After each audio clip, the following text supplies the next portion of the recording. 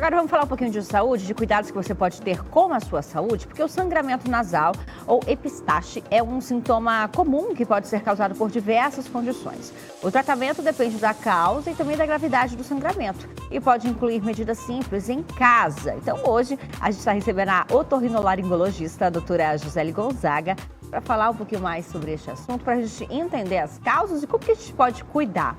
Porque é algo que pode, inclusive, acontecer neste período do ano, devido a um clima mais seco, né, doutora? Tudo bem? Bom dia. Bom dia, Renata. Prazer estar aqui novamente. E exatamente nessa época, nesses meses de agosto e setembro, que são os mais secos, é que a gente atende o maior número de pessoas apresentando sangramento nasal. Então, hoje a gente veio dar as orientações. Quais são as causas mais comuns? Por que isso acontece, doutora? Eu vou explicar aqui, Renata. A maioria desses sangramentos nasais, eles acontecem na parte anterior da cavidade nasal, exatamente aqui. E nessa região, o que mais causa sangramento nasal é a manipulação. Aquelas pessoas que têm o hábito de ficar cutucando o nariz, tirando, principalmente crianças, mas também adultos, de ficar arrancando casquinhas que podem surgir aqui nessa época mais seca. E isso vai causar uma lesão nessa região aqui, que é muito vascularizada, tem muitos vasinhos e pode causar esse sangramento. E isso é uma das principais causas. Outra coisa muito frequente, pessoas com rinite e sinusite. Nesses casos, eles fazem uma inflamação da mucosa, que é a pele aqui de dentro do nariz, e essa inflamação faz com que aumente a vascularização. E além do que, geralmente quando se está com uma rinite, uma sinusite, as pessoas ficam assoando mais o nariz. E às vezes assoa de uma forma mais abrupta, mais forte. Só nisso já pode romper um vasinho e já pode causar um sangramento. Outra causa muito frequente é o uso de medicações. Agora, já mais em adultos, pessoas que tiveram algum problema cardíaco, que já tiveram derrame, elas precisam fazer o uso, tem a orientação de se usar o AS infantil. Essas pessoas já têm uma predisposição aumentada, porque é um anticoagulante, e correm o risco de ter mais sangramento nasal. E como você falou, nessa época do ano, o tempo seco diminui a umidade do ar e a mucosa de dentro do nariz, que tem que trabalhar ali com uma umidade adequada, ela vai ficar mais ressecada, vai ocorrer, vai ficar mais friável e isso vai predispor os vasinhos se romperem e causar sangramento nasal. Bom, antes da gente seguir com o assunto, quero me despedir de Rolim de Moura e Pimenta Bueno, que seguem agora com a programação local. Beijo grande para todo mundo. Nosso encontro está marcado mais uma vez amanhã, tá bom? E aí, então como que eu posso prevenir o sangramento?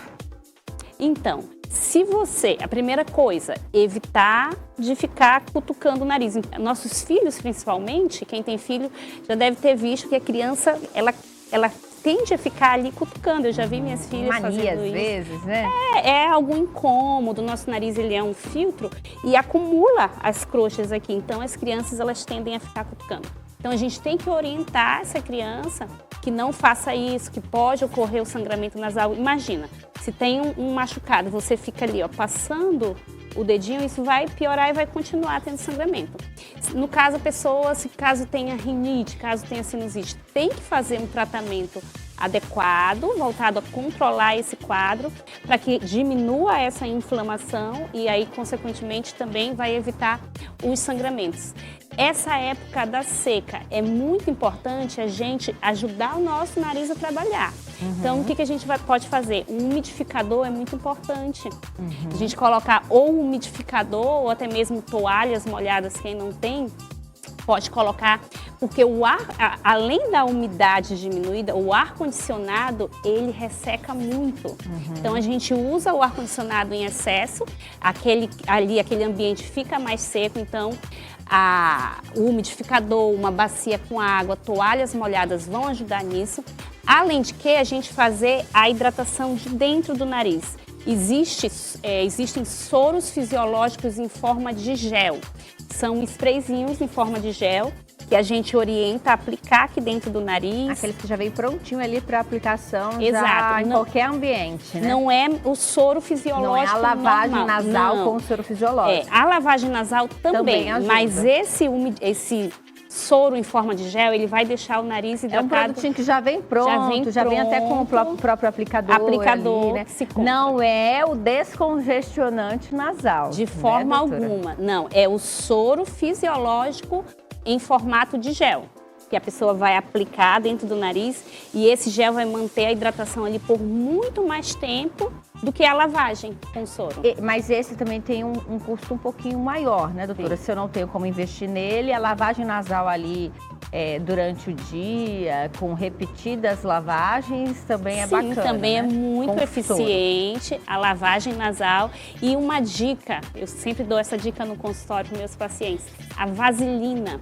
Aquela vaselina, se você não consegue comprar o spray, que pode ser mais caro, tem aquela vaselina que é baratinho, que a gente compra em farmácia, e você vai aplicar um pouquinho nessa região que eu te falei, que é a que mais sangra, com um cotonete. Isso já vai ajudar muito na hidratação. Aquele outro cheirinho amentolado que vem em bastão ou da pomadinha, não. Não é indicado nesses casos. Ao contrário, ele pode até irritar mais essa mucosa do nariz.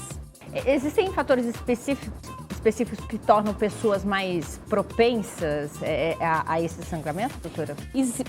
Pode existir, no caso, se a pessoa tiver um desvio do septo nasal, que é quando o ossinho ele não vai ser bem retinho. Então, ele vai desviar ou para um lado ou para o outro. Aquele septo, aquele osso que fica ali mais exposto, ele pode sofrer uma agressão contínua da nossa respiração e isso pode predispor o sangramento nasal, além de que existem doenças no próprio sangue, né? Que pode alterar a coagulação das pessoas e isso pode causar sangramentos. Começou a sangrar, devo me desesperar? Não. A primeira medida é a gente tentar se manter calmo. Por quê? Porque quando a gente fica desesperado... nariz sangrando, a gente se assusta. Bate aquele desespero, só que aí a pessoa desesperada, a pressão aumenta e aí pode até causar mais sangramento. Então, você senta, porque dependendo do volume de sangue, a pressão pode até baixar. Então, você senta para não correr o risco de cair. E aí, o ideal é que nesse momento você incline a cabeça para frente. Ah, mas não é para trás, doutora. Não é para trás, é para frente, porque o nariz sangra aqui. Se você deitar, inclinar a cabeça para trás, esse sangue vai acabar escorrendo lá para tua garganta e aí você não vai estar vendo, mas você vai engolir, dependendo da quantidade de sangue, você vai acabar engolindo e pode causar vômitos. Então, inclinou a cabeça para frente, o ideal é que você pegue um paninho e coloque pedras de gelo e faça a compressão. Se tiver como, você faz a compressão daquele lado que está sangrando ou pode fazer um movimento em pinça e espera no mínimo 5 minutos. Não adianta, coloquei um pouquinho, deixa eu ver se vai parar, deixa eu ver. Não, tem que ficar ali 5 minutos comprimido porque isso vai fazer uma vasoconstricção. E a gente sabe que as nossas plaquetas levam um tempo para fazer a coagulação, não é assim 1 minuto. Então a gente tem que aguardar esse tempo que é para coagular. E aí fez isso. Parou, a gente fala assim, durante 2 dias evita de comer coisas muito quentes, porque aquele calor pode fazer dilatar. Agora, se o sangramento não parar com essas medidas iniciais, você deve sim procurar uma emergência, um pronto atendimento, porque dependendo do sangramento, pode ser que precise fazer uma cauterização ou um tamponamento. Existem casos até que a gente precisa fazer cirurgia. Então, os possíveis tratamentos quando há um sangramento ali que não cessa, podem ser até cirúrgicos? Pode ser. Existe a cauterização química, que a gente aplica um ácido para cauterizar aquele vasinho que está sangrando. Existe a cauterização elétrica, que a gente vai com o eletrocautério, e pode ser necessário até o ligamento de um vaso, uma cirurgia mesmo. Doutora, quem quiser saber mais sobre este assunto, como pode te encontrar? Ela vai colocar o número, do consultório, e tem também a minha página do Instagram, que eu continuamente estou sempre falando Estou sempre explicando esses temas relacionados ao otorrino. E acho que a mais válida para este momento, né? A lavagem nasal, muita hidratação. Bastante líquido, beber bastante água também é importante. Tá aí, olha, então você de casa receberam dicas para evitar aí o sangramento nasal, que inclusive é muito comum nesta época, justamente devido ao clima seco, falta de hidratação ali nas nossas narinas, né? Tem que ter alguns cuidados básicos que a gente sempre está ensinando rotineiramente aqui para evitar esse tipo de susto, esse tipo de complicação, né, Luana? Sem dúvida, tá aí então algumas dicas valiosas, tá?